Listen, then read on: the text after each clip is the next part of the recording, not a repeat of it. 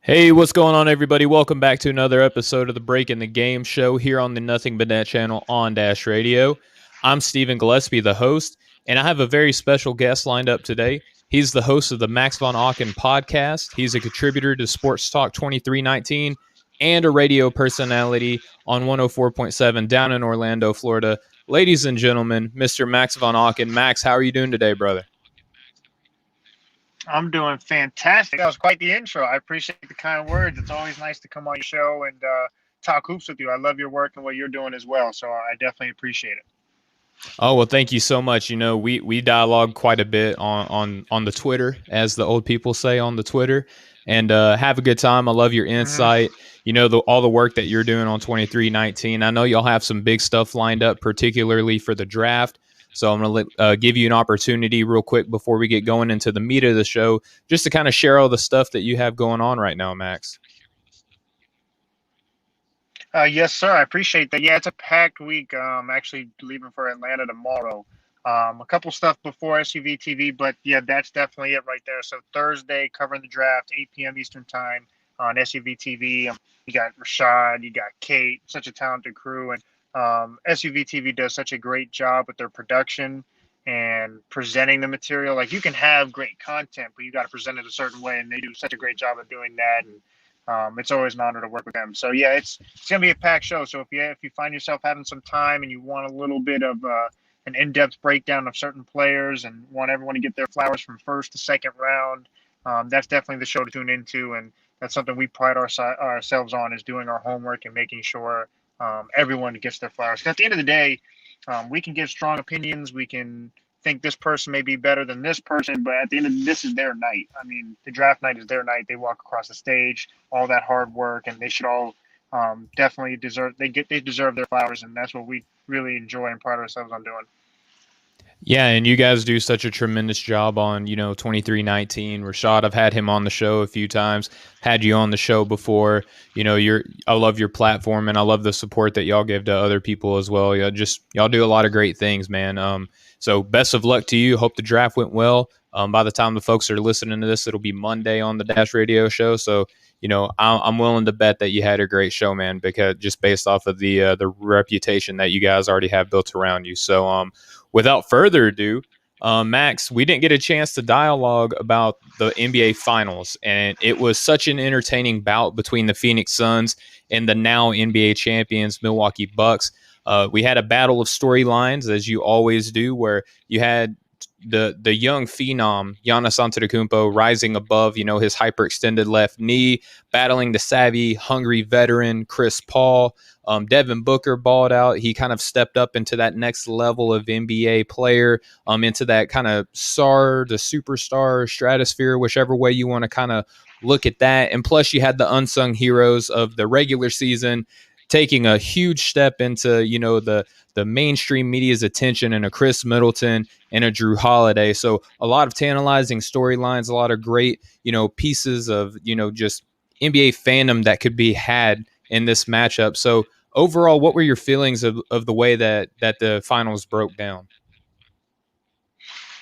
Well, I'll start off with my analogy, and that is okay. So there's so many. That's what the beautiful thing about sports is. We can watch the same exact thing, but then take away certain parts of it. And there's really no right or wrong. That's why when people are like, "I don't know basketball," you can't really say that because there's no right or wrong when it comes to it. It's opinionated. I mean, obviously, some Mm-hmm. people may just make or form opinions that they don't have any factual information on. They're just saying it just to say it. Now, that's a different story. But with Giannis, I compared him. So I always love my analogy. So I did a Oh yeah. Marvel analogy. You probably have seen it with the Hulk, and I'm like, he's just the most dominant force in the NBA right now who can't get stopped. That was what the Hulk was. But what made Hulk even better was Professor Hulk. So you have the dominance, you have the physicality of Hulk, but when you take Bruce Banner's brains behind it, where he can channel it and control it, you have the best of both worlds. And Giannis, we've seen him unlock Professor Hulk, and that's what I've been waiting this whole time. And a lot of people thought in order to get Professor Hulk, you had to develop a 3-point jump shot, and that's not what it is.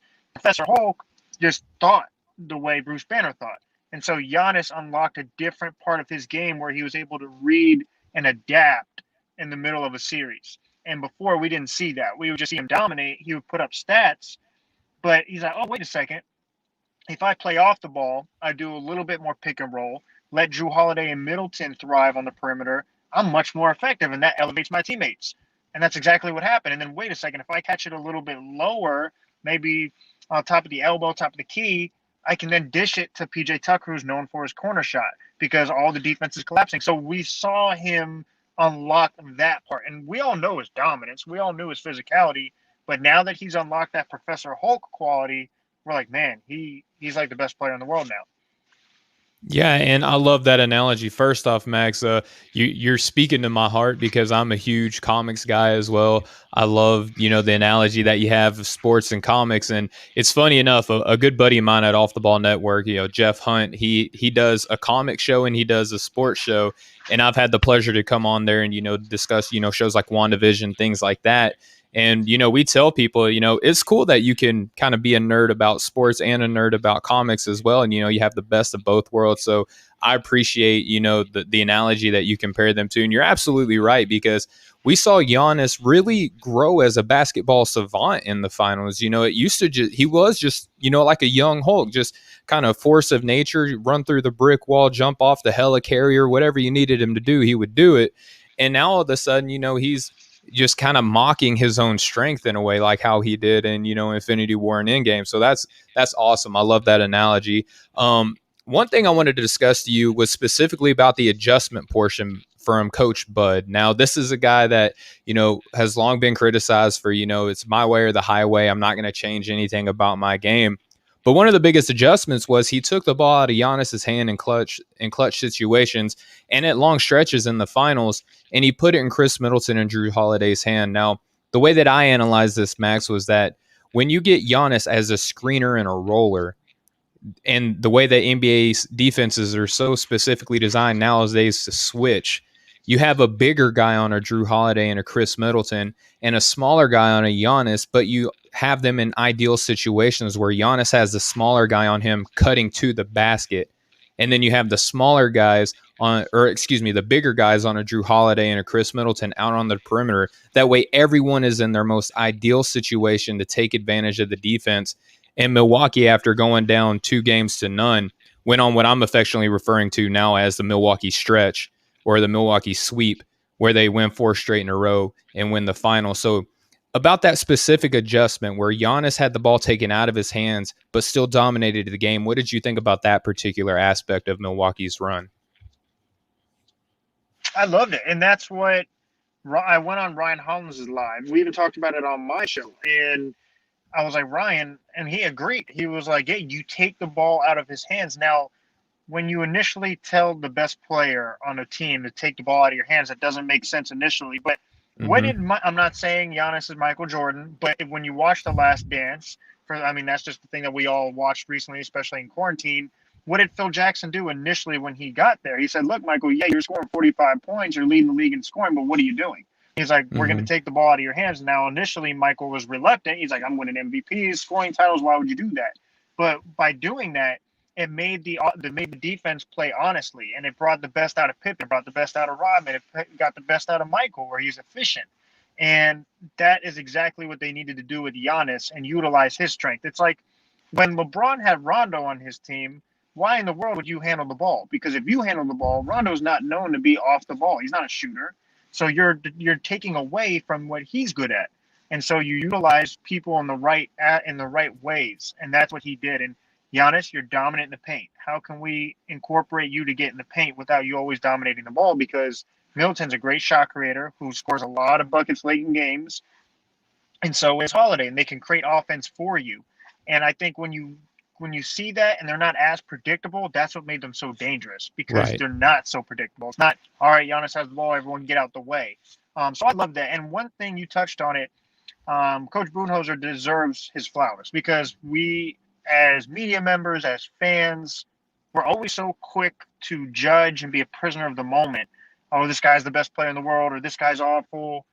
And so if we're going to do that, and I'm not saying maybe just you individually, but just everyone in general, Sure. When you go on Twitter, if we're like, and I was critical of Budenholzer, I'm like, I don't think he's making enough adjustments. It was almost like a Mike D'Antoni thing. It's like, you're a great regular season guy, coach, system, but when it came to playoff time, are you able to make those just little adjustments and fine tune it to win those close games. And at first, I didn't think he was. And I criticized, well, not, I hate to use the word criticize, but I pointed that out. And Sure. then when he does do it, he deserves his flowers, and he did do it. And so, as much as we want, it's like Paul George. Did he have a bad postseason in the bubble? Absolutely. But did he play well in his last postseason? Absolutely. You can do Hmm. both. So, as much as we want to tear down Coach Budenholzer for what he didn't do, we also have to make sure we give him credit for what he did do in the biggest stage, the NBA Finals, and Brooklyn Nets and the Hawks. So I think what they did was incredible. And I know a lot of people want to just say, oh, the injuries and this happened. That's a part of the game. I mean, that is a part of the sport. And so I don't think we could take anything away from them. And the fact that they were able to adjust and not let the pressure get to them from being down 0-2 multiple times was beyond impressive.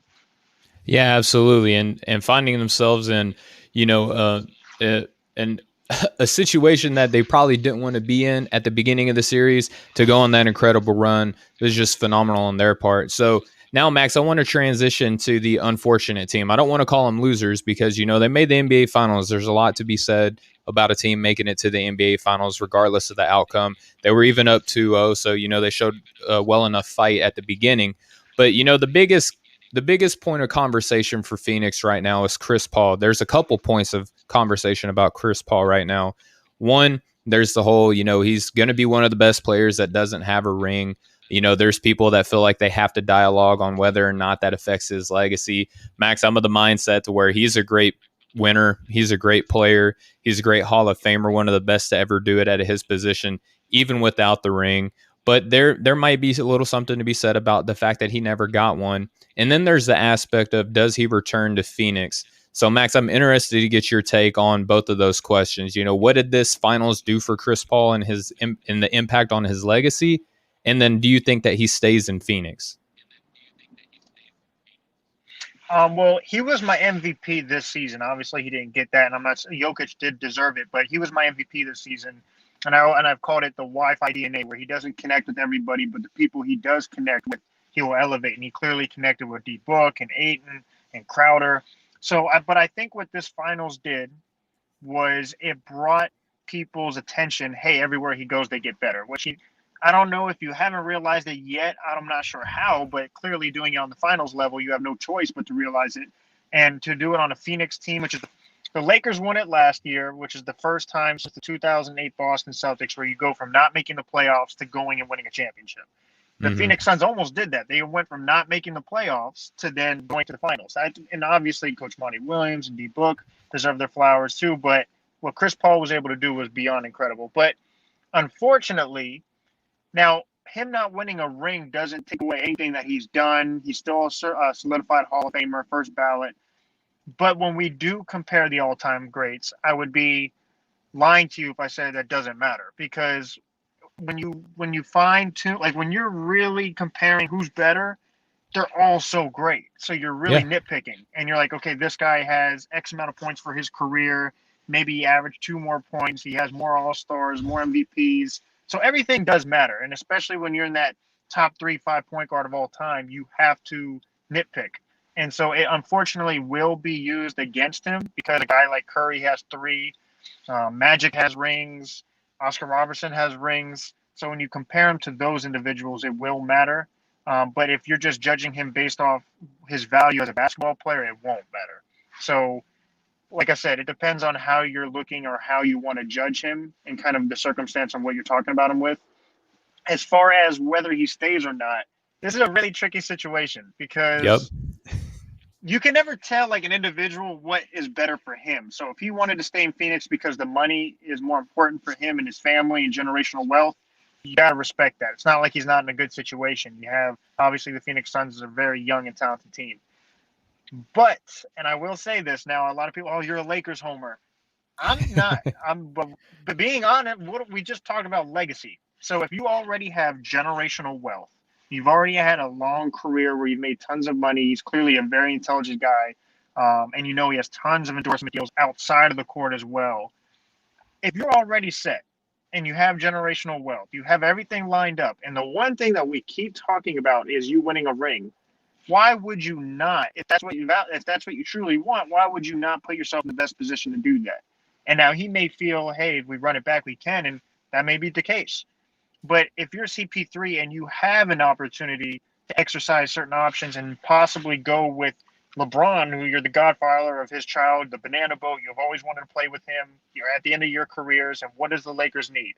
A playmaker who's savvy, who could take the Mm-hmm. ball, where LeBron, who's going to be in year 19, doesn't have to do everything. And Chris Paul, we're not asking you to be the first or second option. We're just asking you to do what you do. Like it would literally be a perfect puzzle piece for both of them. So if he needs to ask himself, what does he want? Because if it's money, stay in Phoenix. If it's okay, listen, the only thing I'm missing is a championship, then it's kind of a no-brainer in my opinion. Because as good as Phoenix may be, even if they run it back, their solution won't really be fixed overnight because they're physically a smaller team. Like DeAndre Ayton's big, but Milwaukee was just so imposing. The Lakers are probably the first or second biggest team behind Milwaukee. So all of his answers will be solved if he were to go there and exercise that option. But at the end of the day, it's what he chooses. Is it the money route or is it the championship? Yeah, and that's all well and good. And speaking of money, real quick, Max, I just want to remind everybody that if they want to save some money and look good, they can go over to mybookie.com and they can enter in promo code off the ball, which is where I contribute to as a writer and as a podcaster. They can go to mybookie.com, make any bet that they want, and they can get matched up to 50% of their first deposit and up to $1,000 cash. That is the best deal in the industry. They have the highest credit card acceptance rates and fast 48-hour payout processing. Just use promo code off the ball and let's win big. Again, that's promo code off the ball. So Max, I want to transition now from Chris Paul to the guy who really stepped up for this team. You know, he's long been the face of the franchise. It's kind of been a downtrodden laughing stock out in the Western Conference. That's Devin Booker. Now, Max, I think everyone noticed how great of an offensive talent he's been over the last few seasons. This season certainly elevated him into another realm of, like I said, star to superstar. Depending on how you want to evaluate him, that's fine. One thing that I don't think got talked about enough, was the fact that he stepped on the defensive side of the ball pretty well. Did you notice that as well, Max? Yeah, no, absolutely. His effort, a lot of the defense is just effort. And like he Mm-hmm. showcased that, I think, because he understood the platform he was going to be able to play at in the stage. It's a completely different stage than what he's used to. So it adds an extra layer of motivation. But also what impressed me is he scored 70 in the game. So I'm not trying to take away from his offense, but I knew how talented he is offensively. What his leadership employs, because Chris Paul always talked about how he's an old soul and a young body. He never seemed rattled. Like, of course, he chirped back and forth, but that's just that dog in him. It's just his competitive nature. But he just seemed like he lives for those moments, like that Mamba mentality. Like, he really does enjoy the pressure. He enjoys the moment, stage presence, and to never really, like, lose it or I don't want to say pressure get to him, but just to not let anything really interfere other than his objective at such a young age, I thought was incredible. And that's something that will always carry throughout his career because the older he gets, the more mature and experience. So for him to already be at that stage at such a young age, the sky's the limit. So to me, yeah, you were right. The defensive effort and then his like maturity and mentality throughout the whole postseason was incredible. Yeah, and I wholeheartedly agree with that. But Max, I would just, I think that when you're a fan watching this game, you and I, we dissect this game. There's a big part of us that are fans, but there's a bigger part of us that has to analyze this game, have to find the finer points to discuss, maybe look for something that not a lot of people are talking about and kind of bring that to the light. Just put the analyst to the side. Speak to me now as a fan. How did you enjoy this NBA's finals compared to the previous years? I loved it. I really did. I felt like when you watched it, you had two competitive teams who both were fiending to win it. Like, when's the last time Milwaukee's won a championship? It was like 50 years ago with Kareem. Well, Right. it wasn't even Kareem, it was Lou Alcindor. And then Mm-hmm. Phoenix never won it. And so it's like you have in Chris Paul's storyline, and you talk about Giannis's narrative. And so you saw two teams, smaller markets, stories, individuals, and it was just everything you wanted to see in a competitive finals, and they had all the ingredients for that. So I thoroughly enjoyed it. I know we love the stars and the super teams, and that's okay, but not every movie has to be an Avengers. Like, it's okay to have a standalone, and that's exactly what this was, and so I love it. I did as well. And before we move on from the finals, Max, I want to ask you, now that Milwaukee has won a ring after multiple seasons of being the top regular season team in the East, how does winning a championship, the elevation, the ascent of Giannis Antetokounmpo, the ascent of Chris Middleton and Drew Holiday, how does that impact their free agency in your eyes? You said, and how does it what? Affect the allure of Milwaukee as kind of a free agent destination? Right. I think it definitely adds an element. Whenever you're the best player in the world or you're right there in discussion, you're going to attract players. And a lot of people talk about location and smaller market, and that may be the case, but I think a tad a bit that's a little overrated because we've seen players team up and whether no matter what the market is, and I just think they have an ingredient that a San Antonio has had, that a Golden State has had pre Kevin Durant, where they're not really even seeking the big free agent. The way they built this championship was organically, was just developing their players and trusting in each other. And I know it sounds cliche, but I think that's why the ratings were so good, was because these fan bases have been through the struggles with the Chris Middleton and the Giannis. They've been through the struggles of a Phoenix who's been in a drought for so long, and Devin Booker stayed there and continued to want to win. And that's why Portland loves Dame so much. So like, there's a different type of element you get when a team truly builds through the ground up. Like Golden State, pre strength in numbers pre Kevin Durant, it just had a different feel to it because they earned that. Draymond was drafted, Curry was drafted, Clay was drafted, and then all of a sudden it was just a quick coaching change, and then their style of play changed, but it was the same group. And I think that's what Milwaukee has, and the fact that they're not dependent on free agents, it makes them even more attractive because it's the culture and the situation that they built. And I think that's truly special. And Giannis is the type of guy where no matter what roster he has, he truly believes he can win every game and he's going to give his 100% effort. So I think Milwaukee's in a fantastic position.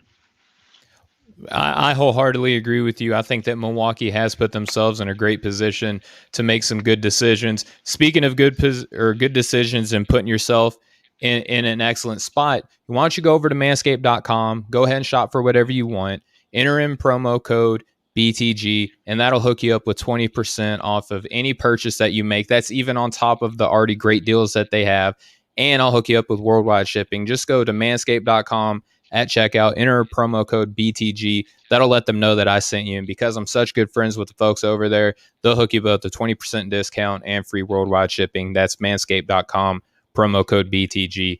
All right, Max. So now we're going to transition from finals discussion into, a lot of people love the NBA regular season. A lot of people love the finals, but there's a good crowd of people, man, that really just love the free agency period. I'm telling you, when I'm playing 2K, sometimes I'll just simulate the season. I'll go to the off season, I'll do the draft, and I'll sign my free agents and make my trades and then see what happens when I simulate it. So now I want to go ahead and shift gears. Want to talk about one trade that actually just happened yesterday. By the time that we're doing this live, if you're listening Monday, this happened last week, right? And there was a trade that happened between the New Orleans Pelicans and the Memphis Grizzlies. They agreed to a trade that where the Memphis Grizzlies sent away Jonas Valanciunas, the 17th pick in this year's draft, the 51st pick in this year's draft, and then the Memphis Grizzlies got Steven Adams, Eric Bledsoe, the 10th and 40th pick in this season, and a protected 2022 first-round draft pick. So, Max, we talked about this a little bit before the show. I got a preliminary feel on how you reacted to this trade. Who do you think benefits the most, and what aspects of this trade do you find the most intriguing? Well, it's really really interesting because when you pair any type of piece with Zion, that's what comes to your mind. So a Valanciunas will probably fit better than an Adams with Zion, and that's immediately what they were looking at. But I think Memphis they moved up, so they moved, and that's interesting because I would lean towards Memphis, and I think both parties that was the right move. But Memphis, I think, understands the value of having a young player, and I think they're doing a great job of having a sense of urgency early. A lot of times we see a young player develop, get his stats, and then by like year 6, 7, we're like, okay, we need to get him to win, and then they start making moves. But I think the earlier you do it is the better, obviously. And Ja is an exceptional, rare talent. And I think by moving up in the draft, they're going to want to pair him with another offensive creator, another initiator, another guy to give him buckets, which is essential for what he does. I mean, clearly he loves to accept a challenge and take on that offensive load, but realistically, you need another guy to help him out, whether it's backcourt, on the wing. And I think by moving up in the draft, this gives them that position to do so and create that type of culture for Ja. So I would lean towards Memphis. It just depends on what they do with that pick. I believe you said the 10th pick. So it's who do they Correct. get with that 10th pick? Yeah, and so that's the interesting part because there's so many different options. But initially, like guys that stand out to me is a Cameron Thomas, a Bones Highland, and they're projected way later in the draft. But guys that can initiate the offense and create for themselves takes the pressure off him. And so it's really what are they seeking in the player? And I would believe it's something like that. And like I said, I know those guys are projected a little bit later, but I think those guys fit perfectly with Jaws game. Yeah, absolutely. And if you go to offtheballnetwork.com where you can get all of your sports needs, I adjusted my mock draft based off of where I think guys are going to pan out long term. But also due to this recent trade, I had to update my mock draft and I kind of tweaked my big board a little bit as well. But right now I have the Memphis Grizzlies projected to get Moses Moody, who I think comes in, he's a University of Arkansas guy. So going over to Tennessee is a short little trip for him. He's a slashing guy, projected to be a pretty decent 3-point shooter as well. He's got great size, can create as kind of like a secondary or tertiary type playmaker, but ultimately is going to be just a bucket getter. And I think that pairing would work out well. Now, Max, you touched on an interesting point about building around Zion. I'm of the mindset that, look, you have to build around him the right way. I kind of liken him to what we just saw with Giannis Antetokounmpo. He's going to have the ball in his hands a lot. He's going to have high usage. He's going to have to create for other people. The biggest problem with Adams is that he doesn't stretch the floor. If you pay attention to the NBA, you know that Jonas Valanciunas has that ability to hit a corner three, kind of like a Brook Lopez or a Bobby Portis that we just saw in Milwaukee.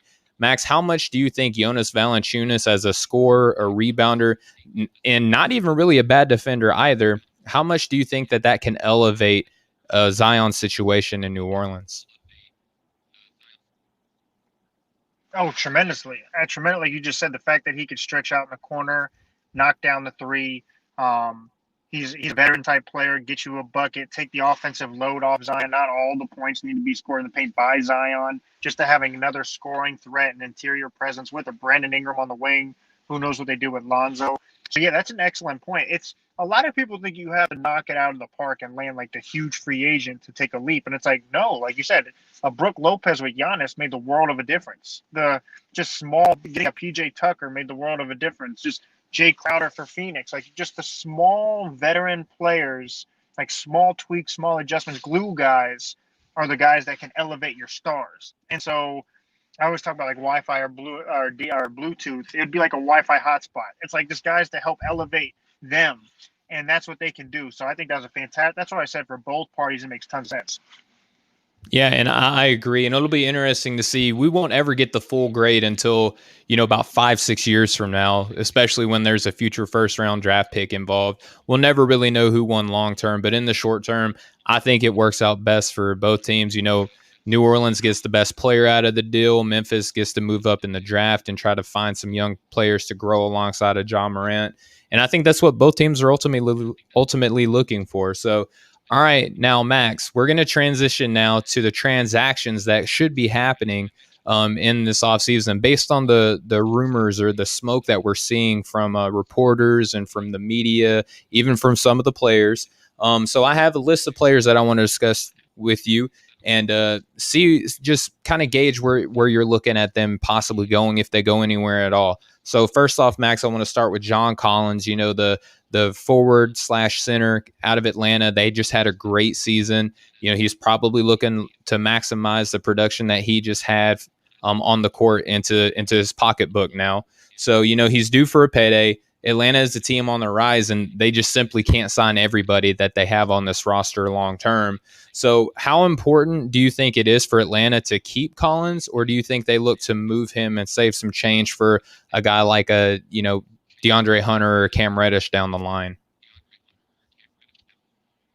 I think you keep him. Now, obviously, as a GM, you always have to keep your options open. It's a business at the end of the day, and your ultimate goal is to win. So, I mean, if there's a lucrative trade or just somebody that's just making an absurd offer for him because they want young talent, I'm not saying don't even pay that any mind. Always pay that mind. But you have a young, dynamic core that's growing and getting better. They went to the Eastern Conference Finals in their first playoff run together. So when you initially have that and you're building this culture, you're building that momentum, the last thing you really want to do is tear that momentum apart, unless it's really enhancing your team. That makes all the sense in the world. So unless it's an incredible, like there's something that comes out to them that they can believe they can land this guy or trade for this guy, I think they should do what it takes to keep John Collins, keep Trae Young, keep that young core, and I think aggressive wins. And I think you get aggressive and you pay him the money and keep that initially right there as it is. Yeah, and I kind of share that same mindset as you, Max. I mean, who's to say that he doesn't just keep growing and developing, and whatever contract he gets today, 2, 3 years down the line, he might outperform even that contract. So who's to say what that looks like down the road? I say you keep him. And Nate McMillan is not the type of coach that's in the business of losing, right? So if you keep a Collins, you just like you just said, Max, you saw what happened this season. You have young guys that are growing together and around a Collins. And look, it worked this year. Why would you want to break it down for next season?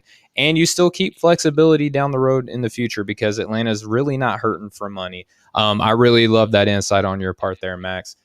So another guy now, we're going to stay in the East, a little bit up north now. We're going to go to Brooklyn, right? Now, Spencer Dinwiddie didn't play at all this season, was injured. But he was kind of the mastermind, or at least gets credited for the recruitment of a Kyrie Irving, which ultimately made Kevin Durant feel comfortable enough to commit down there or up there in Brooklyn. And then ultimately, James Harden was like, I would like to play with those guys as well. So a lot of dominoes, stood in front of one another. They all fell where they did, and they got a pretty good team for down the road. It didn't really pan out this season, but we all know that if everything's hitting right, Brooklyn is going to be a threat to win an NBA championship down the road. How important is the Spencer Dinwiddie, though, to you, Max? Do you think that they should try to move him to maybe upgrade their front court? Do you think that they try to make their bench a little bit deeper? Or do you think that just keeping Spencer Dinwiddie makes their team all the better? They're in a win-win. You keep Spencer Dinwiddie, you have him off the bench, you have another guy that can give you 20 easily. But ultimately, I think they'll probably you find a need and you fill it. They need more depth. They need more role players, play a little bit of defense, shoot.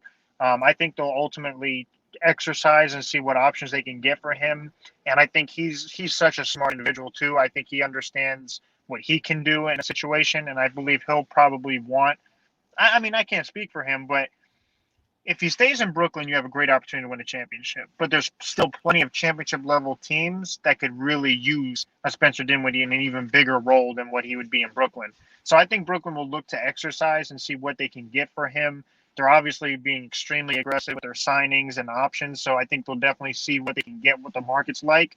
And I think there's a really good market for a Dinwiddie. Like I said, there's so many good teams that are trying to be great, so many great teams that are trying to be championship teams that could really use Spencer. So I believe he'll probably leave Brooklyn. I don't know what team. It's so easy to say like a Lakers because of where they're at, but a Lakers could really use a Dinwiddie. But there's a lot of teams that could use Dinwiddie for sure. Yeah, and one team I didn't really do a lot of research as far as teams, but I'm listening to everything that you're saying about him and how much he could help a team that's looking to take that next step. How about a Dallas who does have, kind of a good little assortment of front court players. Yep. I don't know if they necessarily fit the type of clout that the players in Brooklyn are bringing, but I mean, you got a Maxi Kleba, you've got other guys that you can bring over, a Dorian Finney-Smith. Those guys might fit well in Brooklyn, and then obviously Spencer Dinwiddie playing next to Luka Doncic would be something to watch, in my opinion. Oh, absolutely, and that's exactly what a Dallas needs is another guy that can get a bucket and take the offensive load off Luka. Because I mean, it didn't take really long to realize, oh wow, that he's literally running every part of the offense. You can only do that for so long, no matter how talented you are. By a 7 game series, he's exhausted, and they clearly need somebody who can ball handle, initiate the offense, create their own shot on the perimeter, and he does all of those things. Yeah, I wholeheartedly agree there. All right, so now we're going to stay in the same position. Now we're going from one guard to another, and Colin Sexton, still in the Eastern Conference, has had a lot of smoke around his name. I don't know how much fire is here, but you got teams like Miami, you got teams like New York. I've even seen the Clippers be rumored to be interested in his services. He's right on that threshold of being possibly an All-Star player in the Eastern Conference in the guard spot. What do you think of Cleveland shopping him? Do you think that this is pointing to the direction that they want to go in the draft, or you think that they're just trying to get as much as they can to help build their team up? Well, everything leaks for a reason. There's always a who's leaking it, why are they leaking it, when they're leaking it. So there could be a little bit of both. But I do think Cleveland really does want to exercise that and go in a different direction. And I'm going to tell you this right now. I think Lonzo Ball and Colin Sexton are going to be the two players we're going to look back at next season and be like, yeah, those are the breakthrough players of the year because Okay. both. I know I kind of bounced around Alonzo, but both players are going to probably end up in a different situation, and they have incredible value. I am so high on Colin Sexton. Even when I interviewed him, my family actually knows him personally. My cousin went to high school with him. He's an incredible player. He can get it done on both ends, playmaker. And this is no disrespect to Cleveland, but you're a product of your environment ultimately, and situation matters. And it's kind of besides LeBron, we've really never seen a guy really excel in Cleveland. And so if you see him in New York, which is a team that's established a culture now with the coach Thibodeau, who plays hard, who gets up and down and plays defense, that Yep. that fits his brand to a T. And then all of a sudden we're like, wow, that's what they needed. That other guy who's right that could be an all-star, who attacks and is aggressive, who has that dog mentality. You look at a Miami, like you said, a culture where they play hard, they play tough, they're well Mm-hmm. coached, they're well ran. You put him with a Jimmy Butler and a Bam, that's an elite defensive team right out the gate. So I think we're going to see Colin Sexton next season. If he ends up in a different situation, we're like, wow, yeah, that's the guy that team needed, and he'll have tons of attention. And the same goes for Lonzo Ball. Those are my two breakthrough players next year. Well, let's stay here with Lonzo Ball. You just said that he's going to be a breakthrough player. How much of that is going to be fit? How much is that going to be him staying in New Orleans, or is there a team that you're kind of keeping your eye on to where you think that Lonzo will end up? I know it seems like we're saying the same teams, but it's just when you look at trade assets, you look at what they have, what they need, and it's like a Knicks, a Lakers, or a Clippers. They need a point guard who can play make, who can play defense, who pushes the ball up, who high IQ, good locker room guy. So him as an individual, he's gotten stronger. He's fixed his shooting mechanics. He's Yes, already he a great has. passer. Already has great IQ, long, great positional size. He is a perfect fit for LeBron now, and the perfect fit for the Lakers. He would be perfect with the Clippers. He'd be perfect with the Knicks. And even if he stays in New Orleans with a Zion, with an Ingram, and now we just said Valachunas, I think he's going to excel wherever he goes because the improvements he's done on his game and just because of the player he is. Of course, situation matters, but I think he thrives in pretty much all of those situations, and that's why I think he'll be a breakthrough player. Yeah, to me, I mean the fact that he has such great size that you just pointed to, Max, that points to his positional versatility. How many teams do we see nowadays run a three guard set, where he might be the guy that's guarding the two or the three? So there's a whole lot that you could fall in love with Alonzo Ball on your team. There was a little bit of smoke, last season that Chicago might be interested in the Lowry market and Lonzo Ball swap. I don't Yep. know how much is possibly there. What do you think about Chicago, Max? Nasty. Him and Zach LaVine would be nasty. That's exactly what Zach LaVine needs. A guy that can throw him open, transition, lobs, plays defense, you do the scoring. Lonzo has the Bluetooth quality. And for those of your fans just listening, that probably sounds crazy, but he can connect to any device you put him in. LeBron has that quality. He and LaMelo has that quality. Lonzo Ball, coincidentally, both Ball brothers have that quality where you can put him in any situation. He's not ball dominant, but yet if you need him to run the offense and have the ball in his hands, he can do that. He elevates others. He's a great locker room guy. So seeing him with the Zach LaVine in Chicago would be nasty. That's why there's not a lot of situations I can see him in where I'm like, oh, they can't use Alonzo Ball. Yeah, and I'll wholeheartedly agree with you. I mean, I would like to see it maybe in Atlanta or in Memphis. try to make a run for him too, because they have the picks and they have the players. So, try to build upon what they're already doing. So, all right, Max, we got a couple more players that I want to discuss with you. One used to be kind of looked at as this kind of generational talent. Not so much anymore due to injury and due to playing next to Luka Doncic, according to him. Kristaps Porzingis hasn't necessarily been a fan of his time in Dallas, and can't say that I necessarily blame him because he's been injured. I mean, I don't know how much of it is Luka's fault, but I mean, the fact that he hasn't had the healthiest rundown in Dallas would probably make me upset as well. What do you think about the reported comments that he has grown tired of being kind of a sidekick in Dallas? What do you make of that? And do you think that there's any sort of trade value to him right now, or does he kind of have to prove himself a little bit more? Yeah. Well, first, Mark Cuban's a business guy, obviously, so he's not going to trade an asset that's at its lowest. And so obviously you Hmm. want to get your value higher so you can get more in return. But there's something that I think is going to surprise a lot of people is what Jason Kidd can do, because that's the power of having a respectable coach who played in the league that's a Hall of Famer. When you have somebody that has the respect of their players immediately, that carries some weight. And so a lot of the coaching in the NBA is not necessarily the X's and O's, but it's being able to deal with egos and being able to communicate with others. And I think Jason Kidd's a great communicator.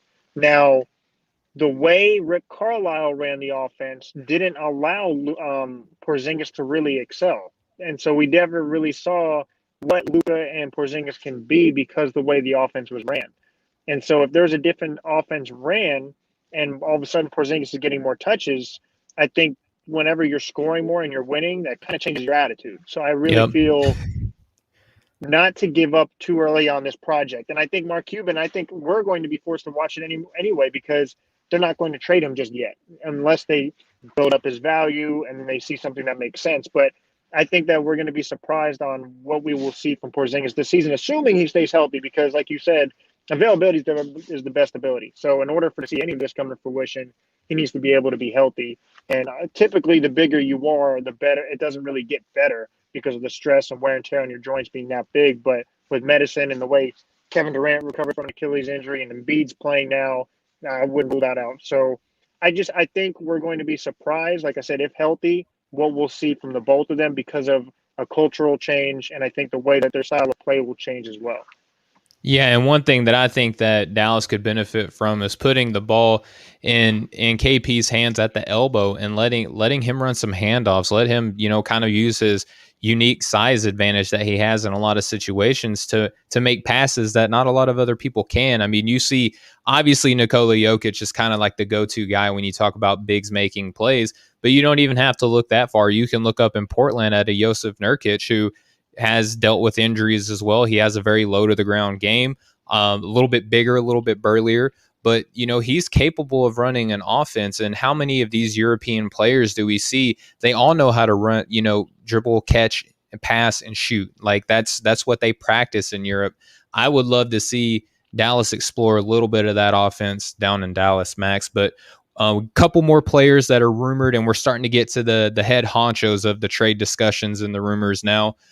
Bradley Beal in Washington. Now, for Bradley's credit, he's been rumored to be dealt for the past, I think, 10 years now almost. It's he's always rumored to Yeah, be in trade discussions, and he does a really good job of squelching those. But now we see Washington in a position now where they've just hired a first time NBA coach, long time assistant coach, and Wes Unseld Jr. His family has history with the organization.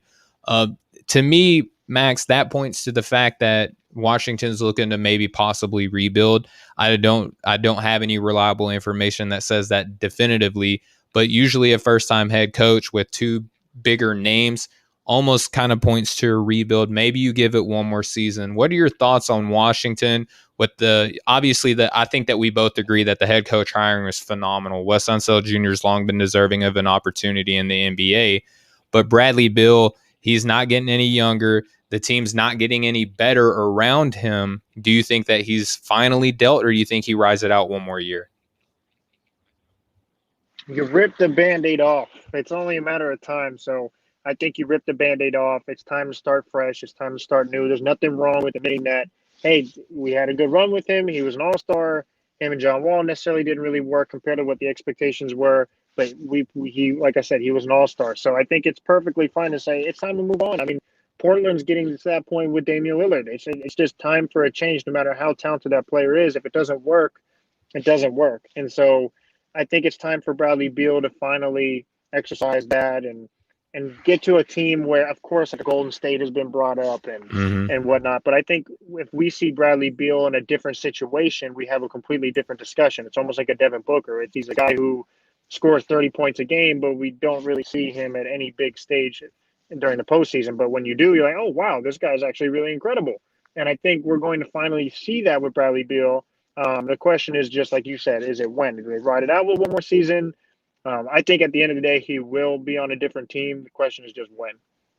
Yeah, and that's kind of the logic that I subscribe to as well, Max, because you can only hear that you deserve to be in a better place, for so long before you finally say, you know what, maybe I do. He's kind of paid his dues, I feel like, to the community of Washington. He went from being the second best player on the team to where John Wall was, the alpha on this team. He gets hurt. Bradley Beal steps it up to another level that I don't even think the the most optimistic of draft analysts could have seen what Bradley Beal has become now whenever he entered the NBA. He was more thought of, this kind of at best a secondary type player, but he's shown now that he can be the face of a team and be efficient and effective in it. It's just surrounding him with the right parts, right? So you hinted on the last guy that I want to discuss here on the show today, Max. And before we get into this guy, I just want to thank you so much for your time. Your insight is, I value it dearly. You're a brilliant NBA mind, and I just thank you for being on the show. But we're going to get into Damian Lillard now. Obviously, you can't really, I don't want to call Damian Lillard a liar. He's just a really good businessman, because we saw what happened with Chris Haynes of Yahoo Sports let out the article that Terry Stotts' time in Portland might be coming to an end. We're all familiar with the relationship that he has developed and cultivated with Damian Lillard. And Damian Lillard, to his credit, came out and didn't really necessarily squelch it, but he didn't really do anything to give his coach support either. Now there are rumors from the same guy, Chris Haynes of Yahoo Sports, saying that, Damian Lillard might be done in Portland now. And Damian, again, to his credit, hasn't outright said that's not true. He's just done a really good job of saying, I never said that. So do you think that Damian Lillard ultimately ends up staying in Portland, or is he dealt to possibly a Golden State or a Philadelphia, maybe somewhere else? I think he stays. I think maybe down the line, maybe next season or whatnot. He may leave. I think he stays. I think if you really wanted to go, you would have expressed it. But another part of it is he's such a loyal guy, and not that it's rare nowadays, but obviously players are so mobile. And I think it's just out of his character, and I think he feels like maybe he's doing something wrong. I'm not, but at the end of the day, no matter how a free agent is expressed leaving, we've always criticized them. So I can't really blame them because you can go the Kawhi Leonard way and just be quiet, and then all of a sudden just make the move you want. We're like, wow, we don't like how he did that. You could do the LeBron James way, and I'm going to make a formal announcement. This is where I'm going. You could do the Paul George way. You could do the James Harden and not play because you want to utilize your leverage. And we criticize him for doing that because, Yep. oh, he's supposed to play basketball. He's not playing. You can do the Kyrie Irving way and have altercations with your coach, or you just not getting along. You want to leave. The first time in Cleveland or Boston, and we've criticized him that way. Anthony Davis, we've criticized the way he did Mm-hmm. it. And so I feel like as a player, and his character is someone that's really loyal, that wants to get it out the mud, like what Giannis did with Milwaukee. And so I think maybe deep down he's thinking, no matter how I play this, like maybe the best way is to, let me tell my guy Chris, who does fantastic work, but Mm-hmm. I'm not really going to say he's wrong, so I'm not lying, but I'm also putting out the information I need to leak stuff. And so, like you said, it's not really he's not turning anything down, so he's not tearing his coach apart. He's not saying that this is what I want to do, but at the same time, by not turning it down, you're really agreeing with it. And so it's like he's in and he's out. And I feel like in order for anything to truly happen, he has to say, I want to trade. And it forces Portland to say, okay, it's time. And right now it just feels like a stalemate where no one's really pulling the trigger. And that's why I think he stays, is because you have every opportunity in the world to do so. We haven't heard it yet, but we also don't know what's being said and done behind closed doors. He's playing Team USA basketball right now. I know that's obviously an obstacle of its own. He could be figuring out what he even wants to do because he's playing with all these great players. And we know when you do that, like LeBron, I want to play with more great players. That's what happened to him. He went and played Olympics, and wow, this was so much fun. I want to go to Miami. I want to play with guys that are just as talented. And that may be what Yep. he's facing. I know there was a new report before I even got on here with you, talking about Bam Adebayo reported that Dame said he wants to play with a more mobile big that can move because look at what Giannis did. And of course, people immediately you think of Miami and Yep. imagine him and Jimmy and Bam. So there's a million team. Every team in the league would want Damian Lillard. It's just a matter of what does he want. And we are all kind of on standby because neither you or I or anyone can really tell what he wants unless he go ahead and says it. So, do teams want him? Absolutely. It's just Mm-hmm. whether or not what does he want? Yeah, I wholeheartedly agree with that. He's one of the best, players at his position, just outright one of the best players in the NBA. I love his demeanor. I love everything about him. I think that he gets, oftentimes too much of the blame for Portland not really going anywhere. But if you look at the injury history that Portland has just traditionally, the lack of ability to be able to bring in a free agent, like a big time free agent, all their best players have really either been drafted or been kind of a under the radar trade move, like a Josef Nurkic coming out of Denver. They have to be, very meticulous in how they, bring in players via free agency, trade, or draft. And Neil Olshey, to his credit, has done a good job. But I think now Neil Olshey and, first time head coach Chauncey Billups are kind of having to deal with this, small market, big fish. What do we do with this? But Max, I just thank you so much today for coming on the show, for your tremendous insight, just the availability that you've given me during your very busy schedule to come on here and dialogue about the finals, the trade that has happened and some of the moves that we may or may not see here in the near future. But just best wishes to you. By the time everyone is listening to this, obviously the draft show would have already taken place. But for those who are watching or listening live, be sure just to go and check out Max, Rashad, everyone else from 2319, their draft coverage on the draft. Max, I'll let you plug that even more. But, again, just thank you so much for your time, man. I really appreciate you coming on today. Oh, yes, sir. You do fantastic work. Every time I come on here, it's always a great time. And all the kind words you said to me go right back at you. So I appreciate it. We're all in this together. We're all trying to reach bigger and better things. So I think it's always Mm-hmm. better to come together in a new NBA mindset, right? Team up and just all elevate each other. And you do a great job at that. So I really do appreciate you always allowing me to come on your show and rant and talk about Bluetooth and Marvel characters.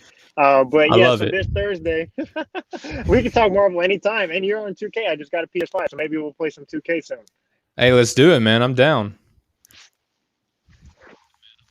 Yes, sir. But yeah, this Thursday, draft show, 8 p.m. SUV TV. Please tune in. It's going to be a great show. It's obviously a great draft. You have so many star players in this draft. From you got Jalen Green to Kate Cunningham to Evan Mobley. I think Jalen Suggs is great. But then you have so many complementary pieces that every championship team that wants to grow from the ground up needs. And I think this draft has all of that. So this Thursday, 8 p.m. Eastern Time, SUV TV, Sports Talk 2319, Shad, Kate, the rest of the crew. It's going to be a great time. So I appreciate you allowing me to come on your show and plug that.